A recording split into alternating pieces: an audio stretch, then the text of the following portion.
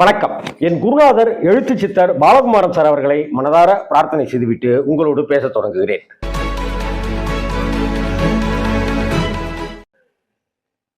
எம்ஜிஆர் படங்கள் அப்படின்னு சொல்லும் பொழுதே நமக்கு டக்கு டக்கு டக்கு டக்குன்னு எம்ஜிஆருடைய ஒவ்வொரு சிரிப்பு, ஒவ்வொரு ஸ்டைல் அப்படின்னு வந்துடும். அதுல எம்ஜிஆர் ஃபார்முலா அப்படின்னே ஒன்று உருவானுச்சு. அந்த எம்ஜிஆர் ஃபார்முலாவை தான் எல்லா நடிகர்களும் கடைபிடித்தார்கள். அதுக்கு விதிவிலக்கே கிடையாது. இந்த நடிகர்லாம் இல்லை, எல்லா நடிகர்களும் அதை எடுத்துக்கிட்டு தான் டெம்ப்ளேட்டாக வச்சுக்கிட்டாங்க.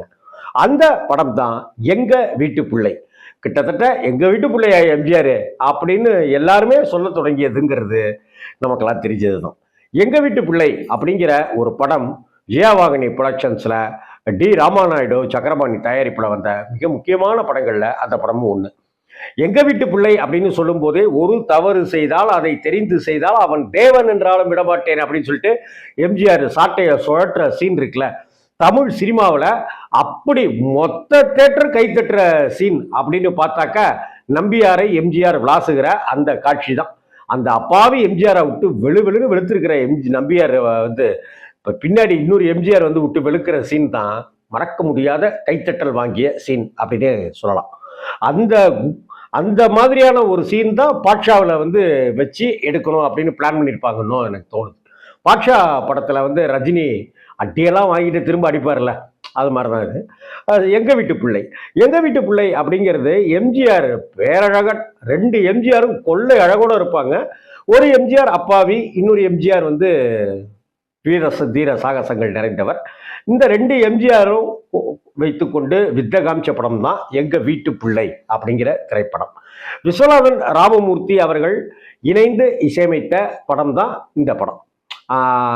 மறக்க முடியாத எம்ஜிஆருடைய டபுள் ஆக்ஷன் படம் அப்படின்னு எடுத்துக்கிட்டோம்னாக்கா நாடோடி மன்னன் எப்படியோ, இந்த படம் குடியிருந்த கோயில் எப்படியோ, நீரும் நெருப்பும் எப்படியோ, அதையெல்லாம் தாண்டி ஒரு தனித்துவம் இந்த படத்துக்கு இருக்கு. என்னன்னு கொஞ்சம் யோசிச்சு பார்த்தோம்னாக்கா, நீங்க நிறைய நீங்க எங்க வீட்டு பிள்ளை பார்த்துட்டீங்களான்னு கேட்கக்கூடாது, எத்தனை தடவை பார்த்தீங்கன்னு தான் கேட்கணும். அப்படிப்பட்ட படம் அந்த எங்க வீட்டு பிள்ளை 1965ஆம் ஆண்டில் ஜனவரி மாதம் பொங்கலுக்கு வந்துச்சு. அந்த படம் 60 வருஷம் ஆயிடுச்சு. இன்னமும் இளமை மாறாமல் என்றும் 16 போல அந்த படம் இருந்துட்டு இருக்கு. இன்னும் எத்தனை வருஷங்கள் ஆனாலும் அப்படித்தான் இருக்கும். அந்த எம்ஜிஆர் படத்தை பொறுத்த வரைக்கும் இன்னும் கொஞ்சம் யோசிச்சு பார்த்தீங்கன்னாக்கா, எம்ஜிஆர் கெத்தா இருந்தாதான் அங்க வில்லன் கெத்தா இருப்பாரு, வில்லன் கெத்தா இருந்தாதான் எம்ஜிஆர் இன்னும் கெத்தா தெரிவார். ஆனா இந்த அந்த எம்ஜிஆருடைய அக்கா வீட்டுக்காரராக, பண்டரிபாயினுடைய கணவராக, அதாவது எம்ஜிஆருடைய மாமாவாக எம்என் நம்பியார் நடிச்சிருப்பாரு. ஸோ வில்லனிக்கான விஷயங்கள்னு எதுவுமே பெருசா சூழ்ச்சிகள் வலைகள் அப்படின்ட்டுலாம் கிடையாது. ஆல்ரெடி அந்த சொத்துக்கெல்லாம் ஏகபோகமா எல்லாத்தையும் நல்லா அனுபவிச்சுட்டு இருக்கிறவர் தான் நம்பியார். ஆனா அந்த சொத்துக்கு வாரிசு எம்ஜிஆர் தான். ஆனா அது ஒரு மேட்ரு கிடையாது அப்படிங்கிற மாதிரி இருக்கிறது தான் படத்துல ஒரு பியூட்டி. நீங்க இதை கவனிச்சு பார்த்தீங்களா என்னன்னு தெரியல, அதை பார்த்துருந்தீங்க முன்னாடியே அப்படின்னாக்கா அதை சொல்லுங்க. அதே போல எம்ஜிஆர் சரோஜா தேவி ஜோடிங்கிறது சக்கை போட்ட ஜோடி. இந்த படத்தினுடைய வெற்றிக்கு பிறகு எம்ஜிஆருக்கு இவங்களை ஜோடியா போடலாமாங்கிற ஆப்ஷனே அடிபட்டு போய் எம்ஜிஆர் சரோஜா தேவியை புக் பண்ணுங்கப்பா அப்படின்ற அளவுக்கு வந்தது. எப்படியாவது சரோஜா தேவி காட்சிட்டு வாங்கிடுங்க அப்படின்னு சொல்லிட்டு கேட்குற அளவுக்கு இந்த படம் ஒரு முக்கியத்துவம் வாய்ந்த படம். இந்த படத்துல வாலி அவர்கள் எழுதின எல்லா பாட்டுமே மிகப்பெரிய ஹிட் அடிச்சது. மலருக்கு தென்றல் பகையானாலா இருக்கட்டும், நான் மாந்தோப்பில் நின்றிருந்தேன் பாட்டா இருக்கட்டும், எல்லா பாட்டுமே சம ஹிட்டு. பாடல்கள் அனைத்தும் ஹிட்டு, பாடல் வரிகள் அனைத்தும் ஹிட்டு. செட்டு, படத்துக்கு போடப்பட்ட செட்டு பிரமாதமா இருக்கும். இந்த படம் ஒரு தெலுங்கு படத்தினுடைய ரீமேக். எம்ஜிஆரை ஆந்திர என்டிஆர் அப்படின்னு நாம சொல்ல மாட்டோம். ஆனா ஆந்திராவில் கொடிகட்டி பறந்த முதல்வராக திகழ்ந்த என்டிஆர் அவர்களை ஆந்திர எம்ஜிஆர் அப்படின்னு சொல்லுவாங்க. எம்ஜிஆர் அளவுக்கு அங்க ஆந்திராவில் யாரானாக்கா என்டிஆர் அப்படின்னுவாங்க. ஆனா எம்ஜிஆரை ஆந்திர அளவுக்கு இருக்கிற என்டிஆர் மாதிரி இங்க தமிழகத்துல என்டிஆர் மாதிரி இருக்கிறாரா அவரு எம்ஜிஆர் அப்படின்னு சொன்னது கிடையாது. அது எம்ஜிஆருடைய ஒரு கூடுதல் பிளஸ் பாயிண்ட். ஆனால் எங்க வீட்டு பிள்ளை தெலுங்குல வெளிவந்த ராமுடு பீமுடு அப்படிங்கிற என்டி ராமாராவ் நடித்த படத்தினுடைய ரீமேக்.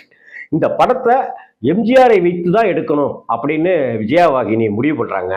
எம்ஜிஆருக்கு ராமுடு பீமுடு படத்தை போட்டு காமிக்கிறாங்க. அந்த சமயத்துல எம்ஜிஆருடைய கால்ஷீட் கிடைக்கிறதே பெரிய விஷயம். அவர் ஒத்துக்குவாரா அப்படிங்கிறதே கேள்விக்குறி. அப்படிப்பட்ட சமயத்துல இந்த படத்தை பார்க்கிறாங்க. அவங்களுக்கு ஆசை, எப்படியாவது எம்ஜிஆர் நடிச்சா நல்லா இருக்குமேன்னு. படத்தை பார்த்த வெளியில வரும்போதே எப்ப வேணாலும் கூப்பிடுங்க, நான் நடிச்சு தரேன் அப்படின்னு சொல்றாரு. எம்ஜிஆருக்கு இந்த படத்துல மிகப்பெரிய சம்பளமும் கொடுக்கப்பட்டது அப்படிங்கிறது ஒரு கொசு தகவல். எங்க வீட்டு பிள்ளை அப்படின்னு சொல்லும் பொழுதே நமக்கு நினைவுக்கு வருபவர் இப்படி கையை வச்சுக்கிட்டே பதவசா பம்மி பம்மி பம்மி நடக்கிற எம்ஜிஆர். அப்படி சாட்டையை சுழற்றி கொண்டு ஒரு இன் பண்ணிட்டு அடி நிற்கிற எம்ஜிஆர். இந்த படம் தான் மிகப்பெரிய வெற்றி பெற்ற படம். வசூல்ல பெரிய சாதனை பண்ணின படம் இது.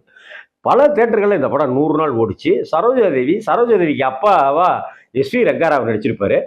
எம்ஜிஆரே கூடவே இருக்கிற நண்பரா வந்து நாகேஷனுடைய நடிப்பு பிரமாதமா இருக்கும். ஒவ்வொரு வார்த்தையும் தப்பா சொல்லிட்டு திரும்ப சரி பண்ற மாதிரி டயலாக் எழுதுறதுங்கிறது சாதாரண விஷயம் இல்லை.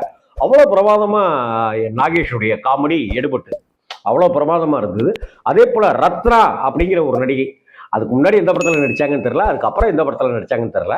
ஒரு எம்ஜிஆருக்கு ரத்னா ஜோடி ஆக்கியிருப்பாங்க. அந்த அவங்களுக்கு தான் அந்த மலருக்கு தென்றல் பகையானாலும் நான் மாந்தோப்பில் நின்றிருந்தாள் அப்படிங்கிற பாட்டும். எங்க வீட்டு பிள்ளை அப்படிங்கிறது ஒரு ட்ரெண்ட் செட்டர் படம் அப்படின்னே சொல்லலாம்.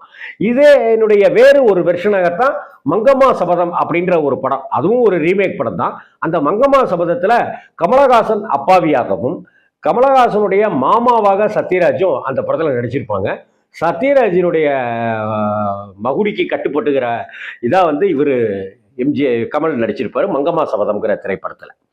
கிட்டத்தட்ட இதனுடைய வேற ஒரு வெர்ஷனாகத்தான் நிறைய படங்கள் கிளைபிரிந்து வந்துச்சு அப்படின்னு பார்க்க முடியும்.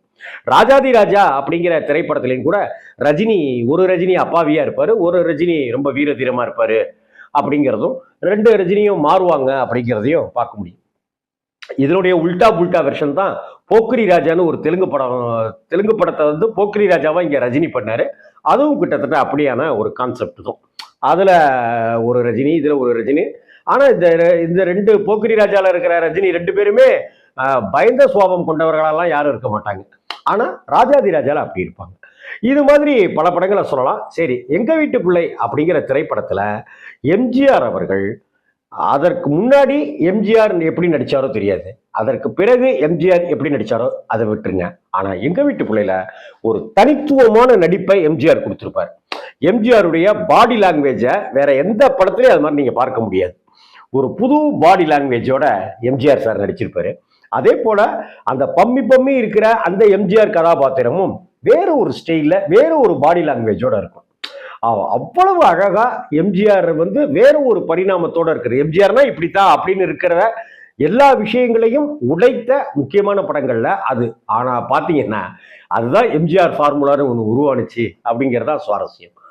1965 பொங்கல் திருநாளுக்கு வந்த எங்க வீட்டு பிள்ளை திரைப்படம் மிகப்பெரிய ஹிட் அடித்து எப்ப டிவியில போட்டாலும் நான் உட்காந்து பார்த்துருவேன்.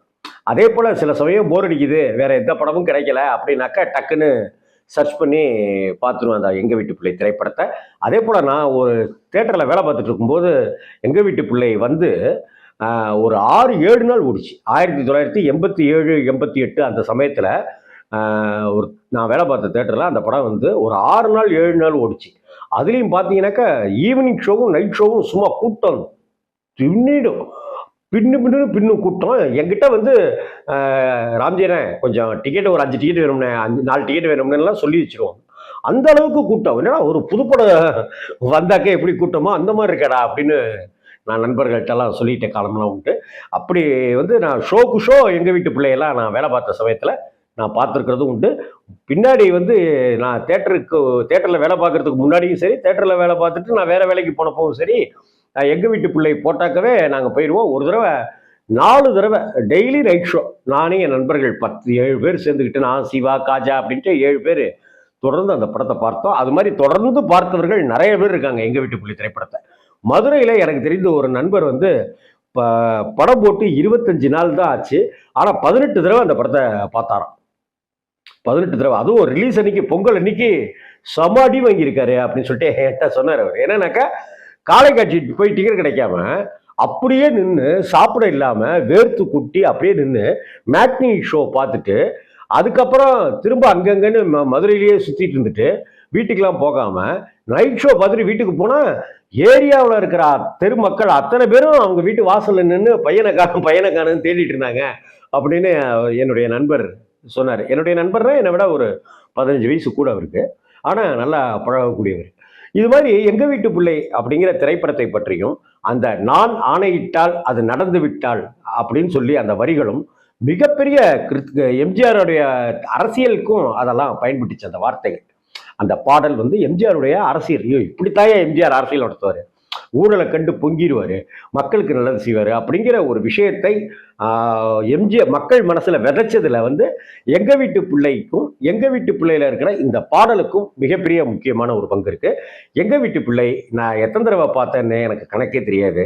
நீங்களும் எங்க வீட்டு பிள்ளை பார்த்த எம்ஜிஆர் கொள்ளை அழகுல பேரழகனா ஜொலித்த அந்த எம்ஜிஆரை எத்தனை தடவை பார்த்தீங்கன்ற, எந்த தேட்டர்ல பார்த்தீங்கன்ற கமெண்ட்டை நீங்க பதிவிடலாம். வணக்கம்.